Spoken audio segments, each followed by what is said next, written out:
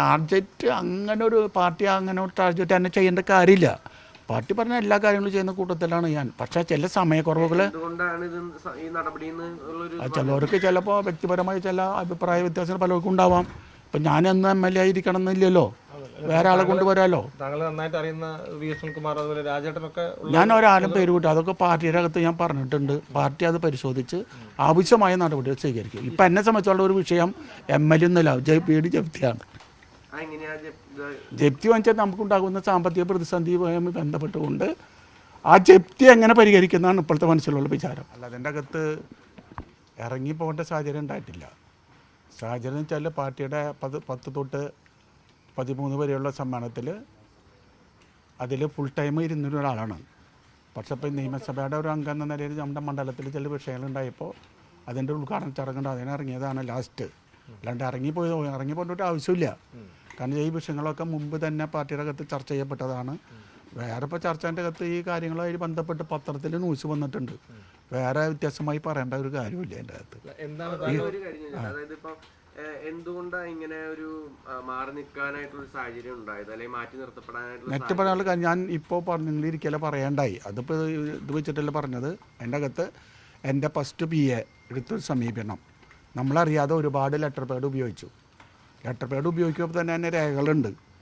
രേഖകൾ വെച്ചാൽ നിയമസഭയിലായിട്ട് ബന്ധപ്പെട്ട് നമ്മൾ പോകുമ്പോൾ കൂടെ നിയമസഭയുടെ ഇതിൻ്റെ അകത്ത് ചെല്ലുമ്പോൾ സഭയിൽ കയറുമ്പോൾ എന്നെ സഹായിക്കേണ്ടത് PA ആണ്. അത് സർക്കാർ ജോലിയുള്ള PA ആണ് അതിൻ്റെ ഫസ്റ്റ് വരുന്നത്. ആ PA നമ്മളെ സഹായിക്കാതെ തന്നെ വന്നു എന്ന ഒരു രേഖയുണ്ടാക്കി എൻ്റെ ഒപ്പിട്ട് സഭയിൽ കൊടുത്ത് ആനുകൂല്യങ്ങൾ പറ്റിയിട്ടുണ്ട്. അപ്പോൾ അതിൻ്റെ വിവരാവകാശ നോട്ടീസ് ഇപ്പോൾ സഭയിൽ നിന്ന് നമുക്ക് ലഭിച്ചിട്ടുണ്ട്. അപ്പോൾ അതിൻ്റെ നടപടിയായിട്ട് അത് പരിഹരിക്കണം എന്ന് എന്നോട് ഇതിൻ്റെ ചുമതല വഹിക്കുന്ന പേരൊന്നും ഞാൻ പറഞ്ഞില്ല, ഞാൻ ഒക്കെ പത്രത്തിൽ വന്നിട്ടുണ്ട്. അതിൽ പരിഹരിക്കണമെന്ന് പറയേണ്ടായി. അപ്പോൾ ഞാൻ പറഞ്ഞു, ഒരു സത്യവിരുദ്ധമായി പ്രവർത്തിക്കുന്നവർ കൂടെ നിൽക്കാൻ പറ്റില്ല, കളവ് ചെയ്തവൻ കളവനാണ് കണക്കാക്കി മുന്നോട്ട് പോകണം എന്ന് പറഞ്ഞു. ഇനി വരികയാണെങ്കിൽ പാർട്ടിയൊക്കെ ഇത് ആലോചിച്ച് ചർച്ച ചെയ്യപ്പെടുകയാണെങ്കിൽ നമുക്ക് ആ പ്രശ്നത്തിനൊരു പരിഹാരം കണ്ടെത്താം എന്ന് പറഞ്ഞിട്ടുണ്ട്.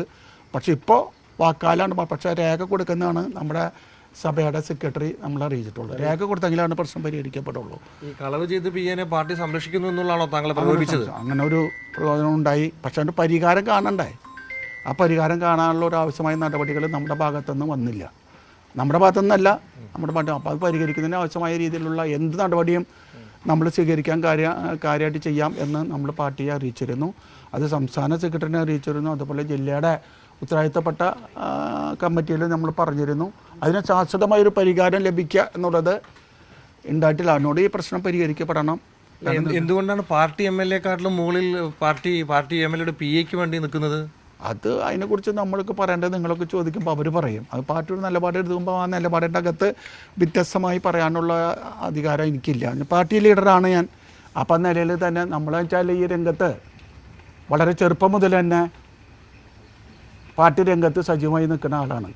വേറെ വരുമാനം നോക്കിയിട്ടൊന്നുമല്ല. എൻ്റെ ഒരു എന്താ പറയുക, ഇതിൻ്റെ അകത്തുള്ള എൻ്റെ ഒരു സാഹചര്യങ്ങൾ, എൻ്റെ ജീവിതവുമായി ബന്ധപ്പെട്ട കാര്യങ്ങളൊക്കെ നമ്മുടെ പാർട്ടി രംഗത്ത് എന്തൊക്കെ ചെയ്യാൻ പറ്റും അതോടെ ഒരു സഹായം ലഭിച്ചിട്ടല്ല. കർഷകത്തൊഴിലാളി, അതുപോലെ ചുമട്ടുതൊഴിലാളി, ആ മേഖലയൊക്കെ ബന്ധപ്പെടുത്തിക്കൊണ്ട് അതികൂടെ വളർന്നു വന്ന ഒരാളാണ് ഞാൻ. അല്ലാതെ വേറെ ഇതിൽ പണ്ടൊക്കെ കാരണന്മാർ പറഞ്ഞ പോലെ ഓട് പൊളിച്ചിറങ്ങിയതല്ല. സംഘടന വർക്ക് നിരന്തരമായി നടത്തി വന്നിട്ടുള്ള ആളാണ്. അപ്പോൾ ഈ നവകേരള സദസ്സിലുണ്ടായ ഒരു വിഷയം, അത് എന്താണ്, അതിന് ശേഷം എന്താണ് സംഭവിച്ചിട്ടുള്ളത്? അതായത് അവിടെ കുറച്ച് വിഷയങ്ങൾ ഉണ്ടായിരുന്നല്ലോ നമ്മുടെ ഇവിടെ നടന്നത്. അല്ല, നവകേരള സദസ്സുമായി ബന്ധ സർക്കാരിൻ്റെ ഓർഡർ പ്രകാരമുള്ള മുഖ്യമന്ത്രി വരുന്ന പരിപാടിയായിരുന്നു. ആ പരിപാടിയുടെ ഓർഡർ ഉണ്ട്, ഇതൊക്കെ ചെയ്യണം എന്നുള്ളത്. അത് പ്രകാരം നമ്മൾ നവകേരള സദസ്സുമായി ബന്ധപ്പെടുത്തിയപ്പോൾ ഒരുപാട് കാര്യങ്ങൾ ചെയ്തു. അതിൻ്റെ അകത്ത് ഈ പറയുന്ന DSP വന്നിട്ട് ഇതൊന്നും ശരിയല്ല എന്ന് വന്നിട്ട് വലിയ തർക്കങ്ങളുണ്ടാക്കി അവിടെ. അപ്പോൾ അത് ശരിയല്ല, ഇതൊക്കെ സർക്കാർ പറഞ്ഞ പോലെ ഉദ്യോഗസ്ഥന്മാരാണ് ചെയ്തതെന്ന് പറഞ്ഞിട്ട് പോലും ആ DSP നല്ല സമീപനമല്ല സ്വീകരിച്ചത്. ആളൊരു ധിക്കാരപരമായ സമീപനമാണ് കിട്ടിയത്. അപ്പോൾ എൻ്റെ കൂടെ ഉണ്ടായിരുന്ന PA-നെ വളരെ മോശമായി ഇതിലെ സമയം. അപ്പോൾ അതിനെ നമ്മളൊരു ധിക്കരിച്ച് സംസാരിച്ചിട്ടുണ്ട്. അതുകൊണ്ട് വേറെ രീതിയിലുള്ള ധിക്കാരമായ സമീപനമൊന്നും ഉണ്ടായിട്ടില്ല. പോലീസിനെതിരെ പറഞ്ഞതിന് ശേഷമാണോ ഫണ്ടുമായി ബന്ധപ്പെട്ടെന്തെങ്കിലും പിന്നെ സംസാരങ്ങളോ അല്ലെങ്കിൽ അത്? അല്ല, ഫണ്ടിൻ്റെ ഈ നവകേരള സദസ്സിന് ഫണ്ട് അനുവദിച്ചത് ഇപ്പോഴാണ്. അപ്പോൾ സർക്കാരാണെങ്കിൽ ഇപ്പോൾ എല്ലാ MLA-മാർക്കും 7 കോടി രൂപ വെച്ച് കൊടുത്തിട്ടുണ്ട്. ഇപ്പോഴാണ് തന്നത്. അല്ല, ആ പരിപാടി നടത്തുന്നതുമായി ബന്ധപ്പെട്ട് പരിപാടി നടത്തുന്നതുമായി ബന്ധപ്പെട്ടുകൊണ്ട് സർക്കാരിൽ നിന്ന് സഹായമൊന്നുമില്ല. നമ്മൾ ജനങ്ങളിൽ നിന്ന് പിരിച്ചെടുത്ത സഹായം കൊണ്ടാണ് നമ്മൾ കേരള പരിപാടി നമ്മൾ നടത്തിയത്. കുറഞ്ഞു പോയി എന്നുള്ള എന്തെങ്കിലും പ്രശ്നങ്ങളുണ്ടായി? അങ്ങനെയല്ലെന്ന് ഉണ്ടായിട്ടില്ല. എൻ്റെ ഒരു അഭിപ്രായം പറഞ്ഞു. ആ അഭിപ്രായത്തിന് ചിലർ അതിനെ ന്യായീകരിച്ചു ചില വർത്തമാനങ്ങൾ പറഞ്ഞു, ഇത്രയേ ഉള്ളൂ. പക്ഷേ നമ്മളെ സംബന്ധിച്ചിടത്തോളം ഉള്ളതുകൊണ്ട് വളരെ ഭംഗിയായി നമുക്ക് മുഖ്യമന്ത്രിയുടെ പരിപാടി ഭംഗിയായിട്ട് നടത്താൻ കഴിഞ്ഞിട്ടുണ്ട്. ഈ പോലീസിനെ താങ്കൾ ആ വേദിയിൽ ശകാരിച്ചിരുന്നല്ലോ, അതിനുശേഷമാണ് ഇത്തരം ദുരനുഭവങ്ങൾ ഒരുപാട്? അങ്ങനെ ഒരു സഹകരിക്കാമെന്ന് പറഞ്ഞാൽ നമ്മൾ അവരോട് പറഞ്ഞു, നിങ്ങൾ ഈ സാധനം പൊളിക്കരുത്, ഏറ്റവും നന്നായി നടക്കേണ്ട ഒരു പരിപാടിയാണ്, പോലീസ് ചെയ്യേണ്ട കാര്യമൊന്നുമില്ല, അതൊക്കെ ഞങ്ങളുടെ ആൾക്കാർ ഇവിടെ ചെയ്തോട്ട് നടന്നു, പക്ഷേ ജനാധിപത്യ മുന്നണി ഇതൊക്കെ ചെയ്തോളൂ എന്ന് അവരോട് പറഞ്ഞു. അത്രയേ ഉള്ളൂ, വേറെ ഒന്നുമില്ല. ഒത്തുതീർപ്പ് വെച്ചാൽ അദ്ദേഹം പലരും എൻ്റെ അടുത്ത് പറയേണ്ടത് തീർക്കണം എന്ന് പറഞ്ഞു. ഞാൻ പറഞ്ഞു സത്യസന്ധമായ കാര്യം റിപ്പോർട്ട് വരുന്ന പക്ഷം പോലീസും എൻ്റെ അടുത്ത് വന്നിരുന്നു, എൻ്റെ മൊഴിയൊക്കെ എടുത്തിരുന്നു. അപ്പോൾ അത് പ്രകാരം ഈ പ്രശ്നം പരിഹരിക്കേണ്ടതല്ലേ എന്ന് പറഞ്ഞു. ഞാൻ അതൊക്കെ നിയമപരമായ രീതിയിൽ നമ്മളെ മോശമായ സമീപിക്കേണ്ട ഒരു നടപടി എടുക്കണം എന്ന് നമ്മൾ പറഞ്ഞു. അപ്പോഴാണ് ഞാൻ ഇത് വരാത്ത സാഹചര്യം വന്നപ്പോൾ സ്പീക്കർക്ക് പരാതി കൊടുത്തു. പാർട്ടിയോട് പരാതി പറയുന്നതോ അല്ലെങ്കിൽ നേതാക്കളോട് ഈ അനുഭവങ്ങൾ പറയുന്നതോ ജില്ലാ കമ്മിറ്റിയിൽ നിന്ന് ഒഴിവാക്കാനുള്ളൊരു കാരണമാണ് യഥാർത്ഥത്തിൽ? അല്ല, സംഗതി ഇപ്പോൾ അവരുദ്ദേശിക്കുന്നത് എനിക്ക് തോന്നിയത് അവർ പറയുന്നത് നമ്മൾ ഉൾക്കൊള്ളുന്നുണ്ടോ ഇല്ലെന്ന് സംശയം അവർക്ക് നിലനിൽക്കുന്നു. എനിക്ക് സംശയം കാണാം. അല്ലാതെ വേറെ ഒന്നും അതിൻ്റെ അകത്ത് പറയേണ്ട കാര്യമില്ല. കാരണം വെച്ചാൽ ഇന്ന് തുടങ്ങിയതല്ലോ, വളരെ കാലമായി ഞാൻ ഈ പ്രവർത്തിക്കുന്നത്. അപ്പോൾ ഞാൻ എൻ്റെ കൂടെയുള്ളവർ അവർ ഒഴിവാക്കുന്ന പറയുമ്പോൾ ഞാൻ പരിശോധിച്ചിട്ട് പറയാം, കുറച്ച് സമയം വൈകിട്ടുണ്ട്. അല്ലാതെ വേറെ ഒന്നും അവർ പാർട്ടി പറഞ്ഞ എല്ലാ കാര്യങ്ങളും ചെയ്തിട്ടുണ്ട്. അപ്പോൾ അതിൻ്റെ അകത്ത് പോകുമ്പോൾ നമുക്കൊരു സംശയം കിടക്കാൻ, കാരണം വെച്ചാൽ അങ്ങനെ ഒരു നിർബന്ധ ബുദ്ധി ഇതിൻ്റെ അകത്തില്ല. നമ്മൾ പരിശോധിച്ച് പാർട്ടി പറയുന്ന കാര്യങ്ങളൊക്കെ ഇതുവരെ ചെയ്തിട്ടുണ്ട്. ഇത്രയും കാലങ്ങളായി ഉള്ള ഒരു പാർട്ടി പ്രവർത്തനമാണല്ലോ. അപ്പൊ അതിനുശേഷം ഇപ്പൊ ജില്ലാ കമ്മിറ്റിയിൽ എത്തി നിൽക്കുന്ന സമയത്ത് പെട്ടെന്നായി ഒഴിവാക്കുമ്പോൾ അതിനൊരു ജസ്റ്റിഫിക്കേഷൻ അല്ലെങ്കിൽ അതിനെന്താണ് കാരണം എന്നുള്ളത് പാർട്ടി പറഞ്ഞിട്ടില്ലേ? ടാർഗറ്റ് ചെയ്ത് വെട്ടിയതാണോ? അങ്ങനെ എന്തെങ്കിലും ഉണ്ടോ? ടാർഗറ്റ് അങ്ങനെ ഒരു പാർട്ടി അങ്ങനെ ഒരു ടാർഗറ്റ് തന്നെ ചെയ്യേണ്ട കാര്യമില്ല. പാർട്ടി പറഞ്ഞ എല്ലാ കാര്യങ്ങളും ചെയ്യുന്ന കൂട്ടത്തിലാണ് ഞാൻ. പക്ഷേ ചില സമയക്കുറവുകൾ ചിലവർക്ക് ചിലപ്പോൾ വ്യക്തിപരമായി ചില അഭിപ്രായ വ്യത്യാസങ്ങൾ പലർക്കും ഉണ്ടാവാം.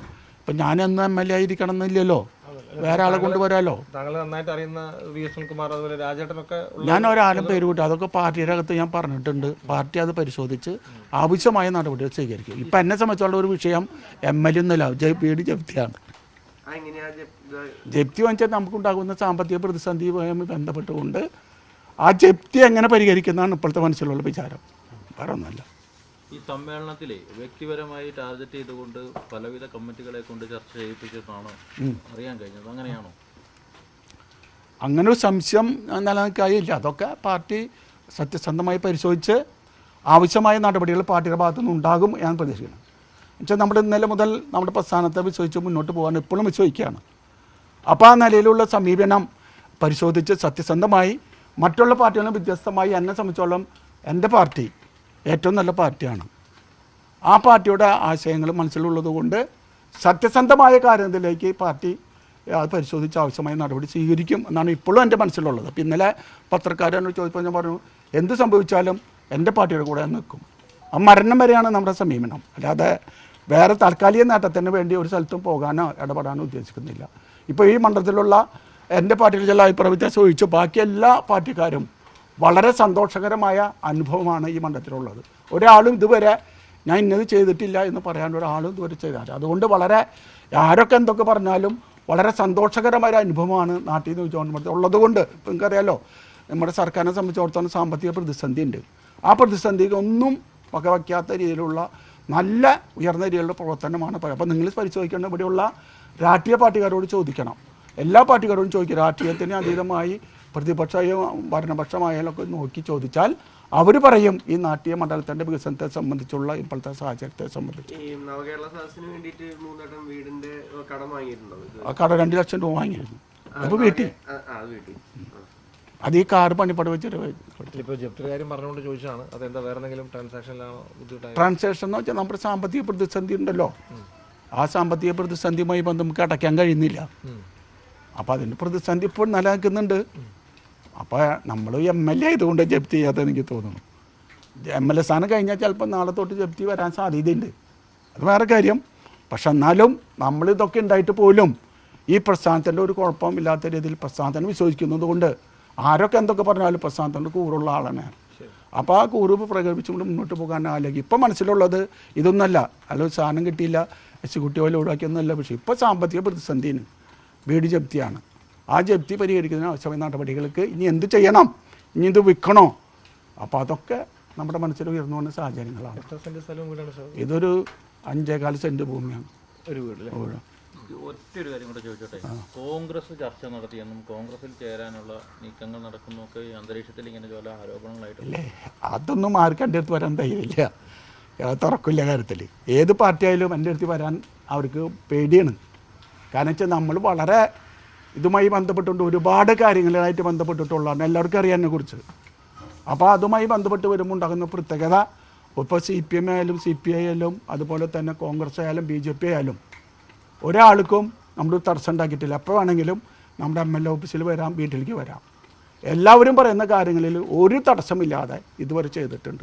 ഇനി അതിലെന്തെങ്കിലും മാനസിക തകരാറ് ഉണ്ടോ എന്ന് എനിക്ക് പറയാൻ വേണ്ടി, എന്തായാലും നമ്മളെ സംബന്ധിച്ചിടത്തോളം ഈ പറയുന്ന സ്ഥാനമല്ല വിഷയം, ഇപ്പോൾ ജീവിതമാണ് വിഷയം, ജീവിതമാണ് പ്രയാസം. ആ ജീവിതത്തിൽ എന്തെങ്കിലും മാറ്റം ഉണ്ടാക്കാൻ കഴിയുമോ എന്ന് പരിശോധിച്ചു കൊണ്ടിരിക്കുന്ന സമയമാണ്. അല്ലാണ്ട് രാഷ്ട്രീയ രംഗത്ത് നമ്മൾ ഉദ്ദേശിക്കുന്ന പോലെ മരിക്കോളം പ്രസ്ഥാനത്തിൽ നിലനിൽക്കുന്നതുകൊണ്ട് അത് മുന്നോട്ട് പോകും. അതിൽ യാതൊരു തടസ്സവും നമുക്ക് വരാൻ പോകുന്നില്ല. ഞാനൊരാളെ എൻ്റെ പാർട്ടിനെ കുറിച്ച് കുറ്റം പറയുന്നത് വെച്ചാൽ പാർട്ടി സംബന്ധിച്ചുള്ള ആശയപരമായ കൊണ്ട് ഈ രാജ്യത്ത് വെച്ച് ഏറ്റവും നല്ലൊരു പാർട്ടി എന്ന ആശയം മറ്റപ്പെട്ടതാണ്. അപ്പോൾ അത് പരിഹരിക്കുന്ന ആവശ്യമായ രീതിയിലേക്ക് പാർട്ടി കൂടെ നിന്നുകൊണ്ട് ചർച്ച ചെയ്ത് പ്രശ്നം പരിഹരിക്കുന്ന ആവശ്യം നാടുകളിൽ നമ്മുടെ ഉയർന്ന പാർട്ടി ലീഡർഷിപ്പ് ചർച്ച ചെയ്യപ്പെടുന്നുണ്ട്. ആ ചർച്ച ചെയ്യുന്ന കാര്യങ്ങളൊക്കെ ഭംഗിയായി നടപ്പിലാക്കും എന്നാണ് എൻ്റെ ഇപ്പോഴുള്ള മനസ്സിലുള്ള ഏറ്റവും വലിയ പ്രതീക്ഷ. നീതി കിട്ടുമോ? അത് കമ്മ്യൂണിസ്റ്റ് പാർട്ടീനെ സംബന്ധിച്ച് പഴയ കാലത്ത് അനുഭവം ഏതാണ്ട് ഒരു 45-50 വർഷമായി. അപ്പോൾ ഏത് വെച്ചാൽ നമുക്ക് പാർട്ടീനെ കുറിച്ച് ഒരുവിധം തൊട്ട് സെറ്റ് വരെ എല്ലാവരെ കുറിച്ച് എനിക്കറിയാം. പക്ഷേ ഓരോ സാഹചര്യം വരുമ്പോഴേ നമ്മുടെ അനുഭവം വിളിച്ച് പറയാൻ പറ്റുക. അപ്പോൾ ആ സാഹചര്യങ്ങൾ ഇപ്പോൾ വന്നിട്ട് അപ്പോൾ ഈ നിലപാട് അപ്പോൾ സംഭവിച്ചു വരുമ്പോൾ വിമർശനം വന്നപ്പോൾ അവർ നടപടി സ്വീകരിച്ചു. അതൊക്കെ ഒരു സംഘടനയുടെ ഒരു ഭാഗമായിട്ട് എടുത്തിട്ടുണ്ട്. ഞാൻ സംഘടനയെ കുറ്റം പറയാൻ ഉദ്ദേശിക്കുന്നില്ല, നേതാക്കന്മാരെയും കുറിച്ച് ചോദിച്ചു. അപ്പം ഈ ചർച്ചകളൊക്കെ കയറി വരുന്ന സമയത്ത് നമ്മൾ പറയേണ്ട സമയങ്ങളിലൊക്കെ പറയാൻ അവസരം കിട്ടുകയാണെങ്കിൽ നിങ്ങളിപ്പോൾ പിന്നെയും വരുമല്ലോ, ഇപ്പോൾ അതുകൊണ്ട് തീരുന്നില്ലല്ലോ.